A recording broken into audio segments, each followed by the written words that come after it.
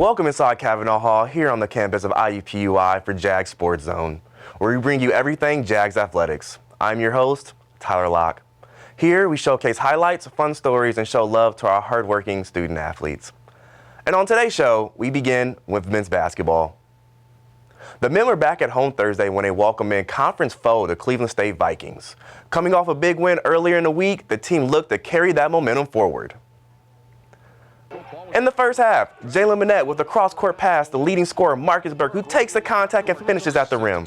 Later, Craig Boudon finds Torrey Patton in the corner for the triple.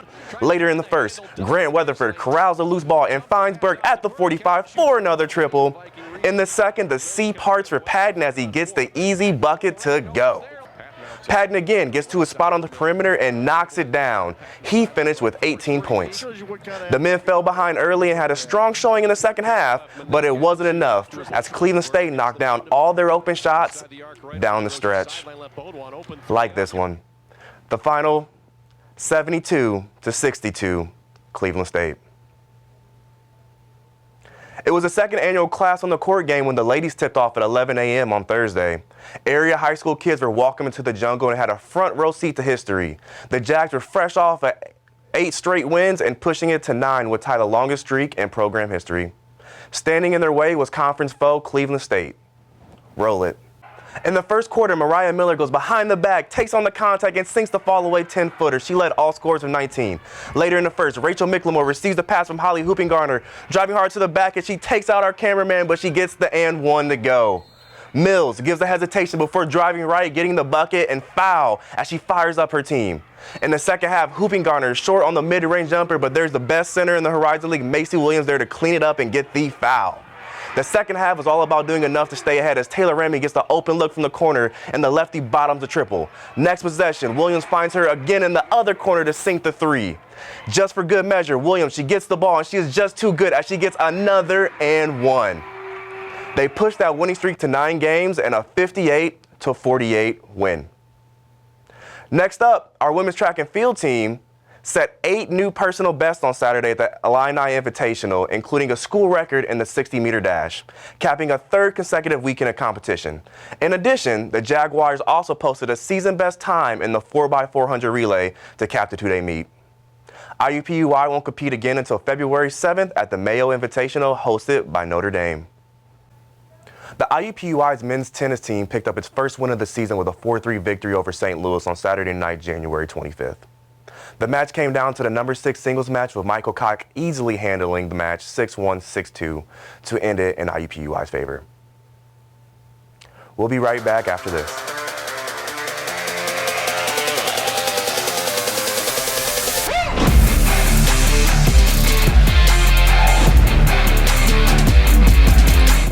It's always out there. The horizon.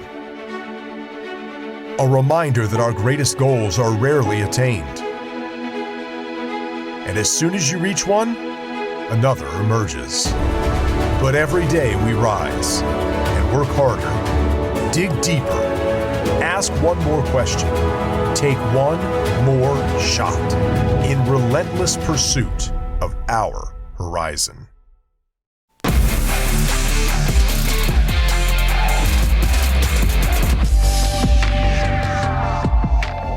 Welcome back, everybody. Our Geicos performers of the week are Natalie Anderson from the women's basketball team, who has 17 against UIC, Marcus Burke, who had a career-high 39 in a win against Oakland, Alex Yoakum, who was huge in helping the team get their first win of the season, Mason Young, who was huge individually in his meet against Oakland, Kayla Walnick from the women's track and field team, who had a personal best in the long jump and was part of the 4x400 relay team that set a season best. Coming up this week, the men's tennis team will be on the road, but will stay in the city as they travel to the University of Indianapolis to match up against the Greyhounds. They last played against UIndy in 2017, capturing a narrow win. The match begins at noon on February 4th at the UIndy Tennis Center. The women's tennis team will be on the road, but will also stay in the city as they travel to University of Indy as well to go against the Greyhounds. The match begins at 3 p.m. at the same UIndy tennis facility Wednesday, February 5th.